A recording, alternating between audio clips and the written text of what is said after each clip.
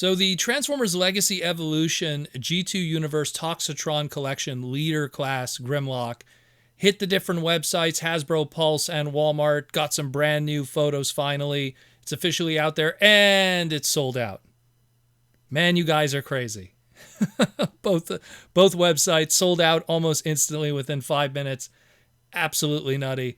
Well, it's going to be out there in retail, so look for your opportunities. Maybe Walmart will restock. I don't know. Definitely not Hasbro Pulse, but it's out there. Just wanted to put it out there. Keep an eye out.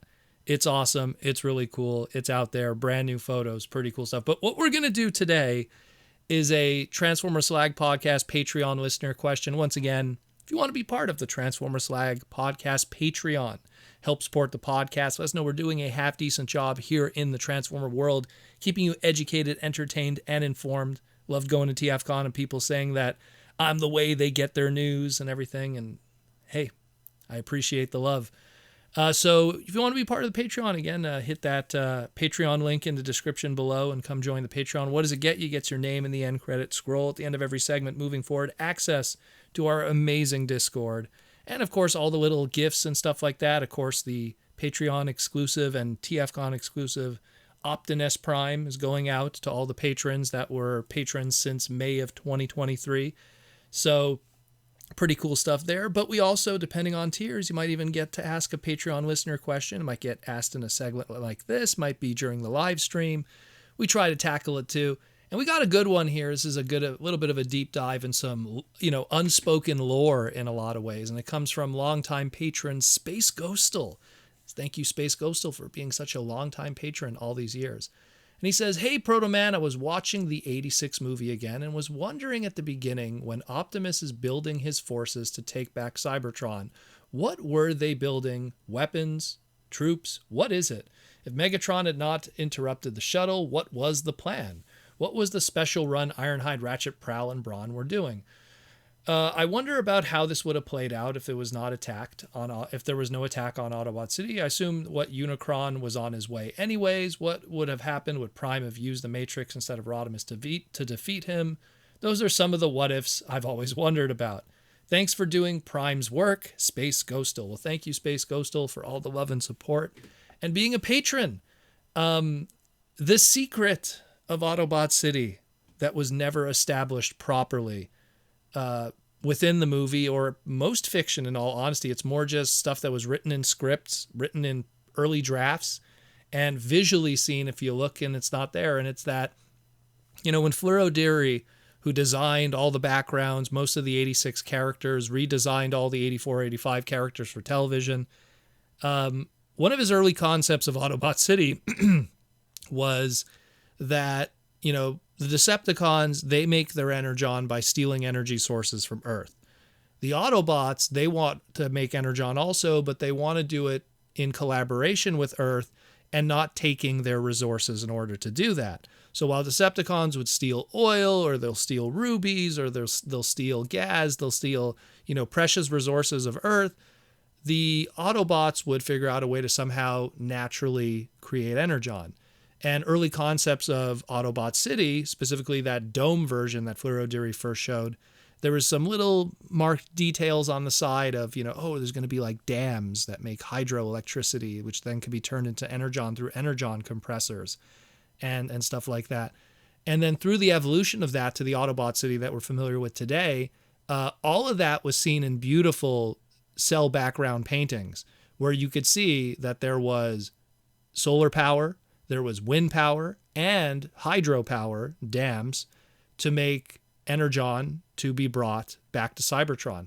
And in the early scripts of the movie, obviously the line that Space Ghostal is referring to here is, every time I look into a monitor, Prime, my circuits sizzle. When are we going to start busting Deceptichops?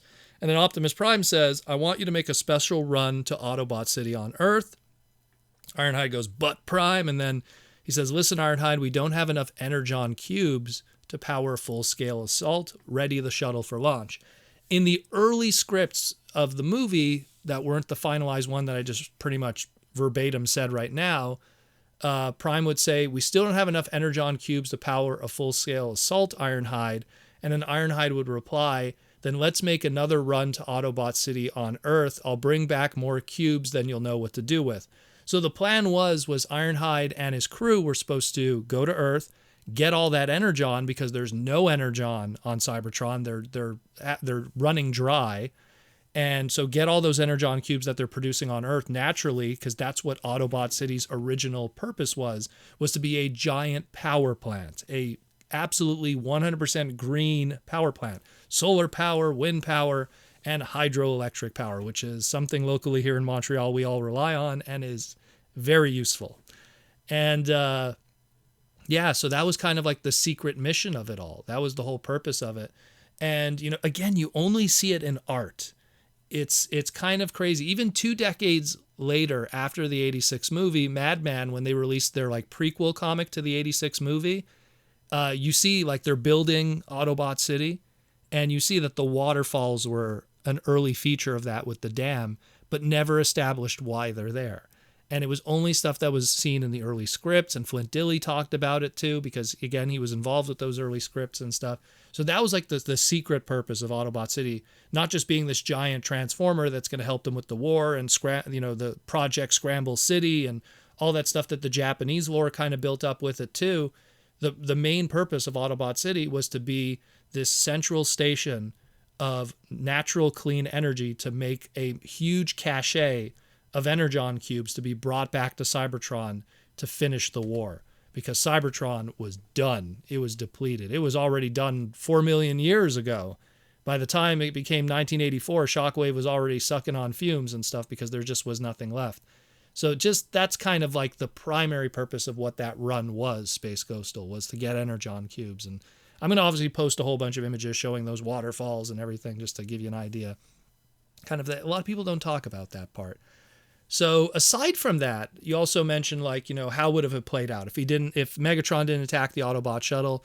They would have went back to Earth. They would have got the energon cubes. They would have brought them back, continued the war.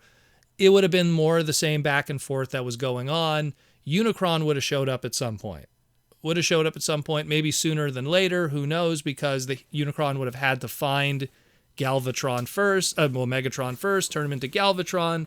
He would become his herald and then kind of direct him to things, and direct him to the moon bases, direct him to Cybertron.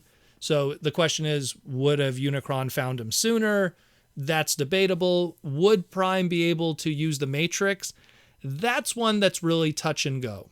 I've always felt that, the one who could light their darkest hour, the one who could open the Matrix to stop Unicron, the Chaos Bringer, that's a Rodimus Prime Hot Rod thing. And that's not just me being my favorite character and having a bias to that. That's kind of how it was written.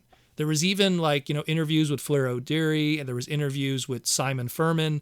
That was kind of the intent from day one, where it's just like, when the concept of Primus was created later on, it's like, well, this is why only, Hot Rod could open the Matrix and become Rodimus Prime, not Ultra Magnus, even Optimus Prime himself. There was no grand transformation with the Matrix being in his chest. That was exclusively a Hot Rod Rodimus Prime thing, where Optimus Prime, you take the Matrix out of his chest, he doesn't revert back to Orion Pax. That doesn't happen. That was a rebuilt idea from A3 Alpha Trion.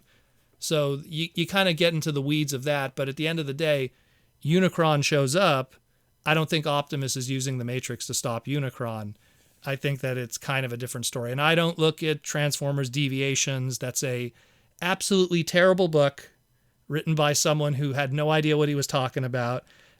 Completely tanked the Transformers Deviation sub-series of comics because it sold so badly.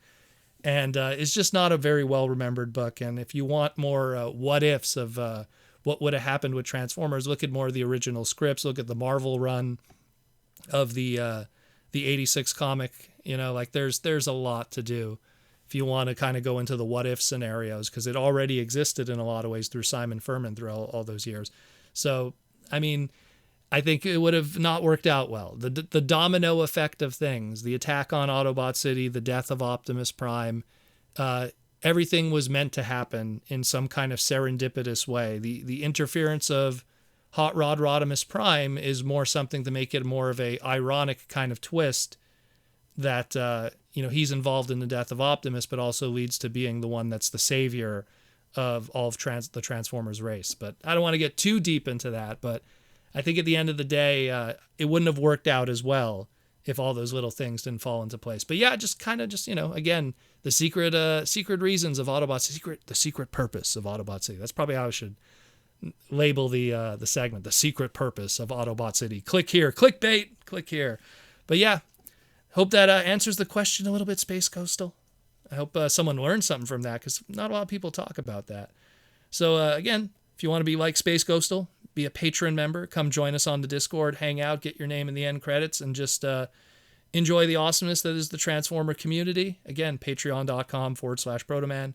Check the pinned comment or the description below. And rock out with the robots in the skies. And I hope you find that Grimlock figure in the near future.